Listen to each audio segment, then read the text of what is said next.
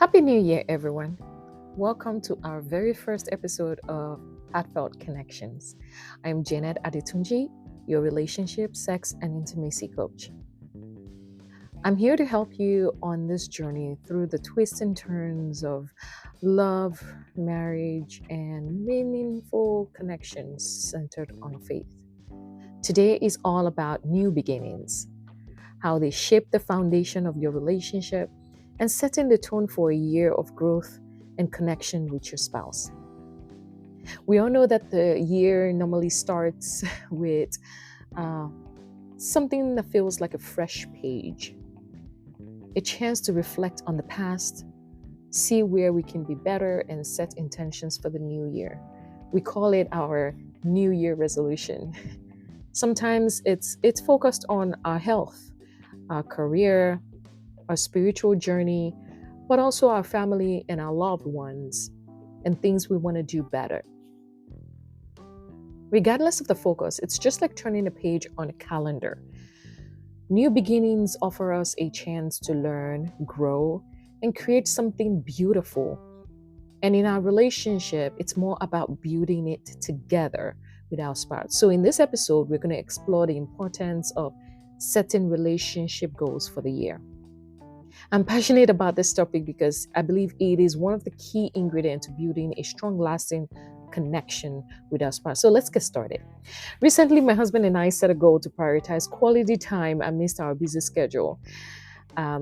This has made a significant positive impact in our relationship. I will tell you, because we're in a phase in our relationship where our kids, it's basically all about them. We have two little girls, and from when we wake up in the morning, where we go to, get them ready for school, drop them off, and then we go to work, we go back, pick them up, and then the night is all about them. We sometimes forget that we have to prioritize ourselves, because this phase is going to be over and they're going to leave the house and it's just going to be me and my husband. So we talked about how do we make sure that in the midst of having this, in the midst of this phase, that we also focus on ourselves and making sure that everything we talk about is not centered around chores or the kids, but about us. And that's why we set that goal of prioritizing quality time together. So why should we set relationship goals? First things first, why even bother about it? I'll tell you, relationship goals and setting them helps enhance your communication. Because when you have clear goals, they pave a way for an open and honest communication. When both partners know that they're working towards the same thing, it's almost like thinking that you have the same line of sight, a shared vision. So when you set goals, you spend time communicating more about those goals or things centered around those goals, and therefore it enhances your communication. Another reason why you want to focus on setting relationship goals is it helps you build intimacy. So when you set and achieve goals together, it helps foster a deeper connection and an understanding. For me, I feel it's a beautiful journey that helps strengthen that bond between partners. Another thing why you want to set relationship goals is because it promotes growth within the relationship. Goals aren't just about, the relationship. They're also about personal and mutual growth. So they encourage you to become a better person, a better individual, and a better partner. So when you're setting your relationship goals, it is not just about, the other person or what you want to do together, but it's also about yourself. You see some people prioritize goals around self-care. Self-care also leads to having a better relationship with your spouse. So with that said, let's talk about the types of relationship goals. When we talk about setting goals, there's the normal one where we talk about short-term, long-term goals. That also applies to relationship goals. Balance is key, right? When you have short-term goals, right, it keeps the momentum going. And example of a short-term goal would be, you and your spouse deciding to have a tech-free evening every week for a month. It's hard to drop those phones, isn't it? Look, When you use this time to connect and share thoughts and enjoy each other's company without distractions, it helps build your connection. So that would be something like a short-term goal where you only do it for a certain duration of time. But then let's talk about long-term goal. Long-term goals provide a sense of direction and purpose.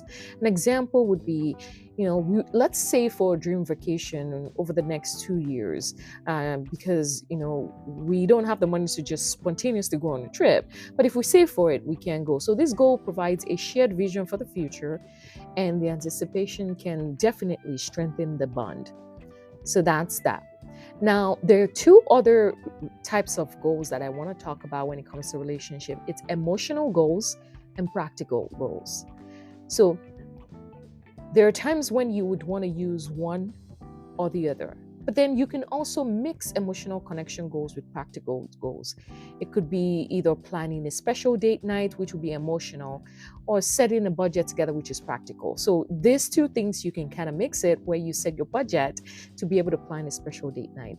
So what exactly will be another example of an emotional goal is, how about we cultivate a culture of gratitude in this house, between partners. You could say each day we want to express appreciation for something that your partner has done. A lot of times as couples, we're very quick to see the things that our spouse does wrong. But I think if we become more intentional about seeing the little things that we do between ourselves, then it helps enhance emotional connection and positivity within the relationship. So let's talk about practical goals. A practical goal, like I said, will be something around setting a monthly budget together. Some people will ask, why do I want to sit down with my spouse and set a monthly, budget? Well, I would say that when you plan your finances and foster some form of transparency and teamwork, it helps enhance your connection. So with that, I would say feel free to write your goals according to your preference and unique dynamic of your relationship and how you work together. The key is just to make sure that your goals are aligned with both your values and your aspirations.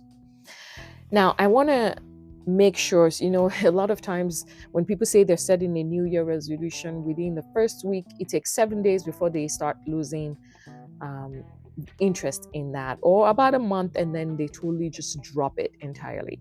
So when you're setting relationship goals, it doesn't have to be a grand plan, because you don't want it to become an unattainable dream. You have to start small. Make it small, take meaningful steps that brings you closer to where you want to be. So imagine sitting down with your partner and discussing what you both envision for your relationship in the coming months. And then what are the few actions that you can take towards it? I'll give you a personal insight. So one of my favorite moments is just sitting down with my husband and just discussing our relationship goal. Last year, we focused on strengthening our communication. But this year, we also are very excited to how do we explore on date nights, right?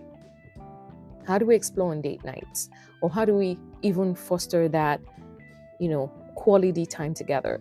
And some of the small steps we decided we're going to take is when we want to make dinner for the kids, that we will have time to just discuss about how did our day go while we're making dinner for the girls.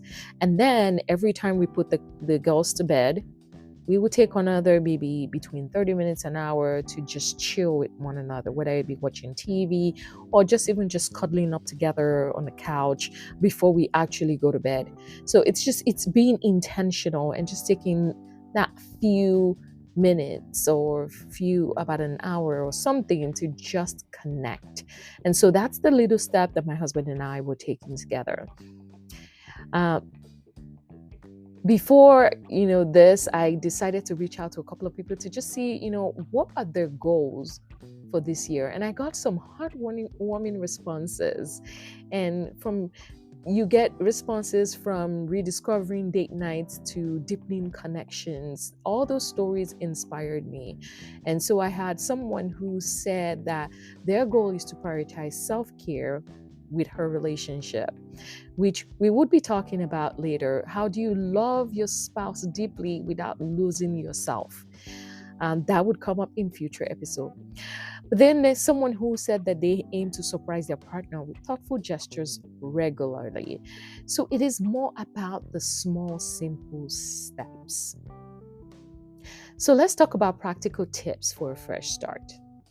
Setting goals is one thing, but making them a reality is another. Let's talk about tips for couples who want to start afresh or who want to know how to, take actions to those goals. From effective communication strategies to incorporating small rituals in their daily routine, it is all about the actions. So you could do things like starting with exploring your relationship. What attracted you to your spouse in the first place? How do you communicate? What are your biggest challenges? How can I make your day easier? Those are some of the questions that you can ask. And with that, it gets to kind of see the things where you find your strengths and you find the opportunities within your relationship. Then you can do something I call the action brainstorming, right? And this is where you identify all the things that are helping you achieve your relationship goals. So when you write those goals, you want to do, I take the steps when I'm doing action brainstorming. What exactly is the goal? And with this goal, what do I want to stop doing? What do I want to do less of? What do I want to keep doing? What do I want to do more of? And what do I want to start doing? So it's almost like thinking about a retrospective. And that's how you write your actions. So rank what is important and then just start thinking of the small steps and the actions to take to get you to your goals. The other thing I want to mention about goals is for it to be successful, it has to be a mutual involvement. Both partners have to actively be involved in the goal setting. It is a shared journey, even if it's a goal about yourself. There is something about having a cheerleader by your side or someone that helps you stay, true to your goals.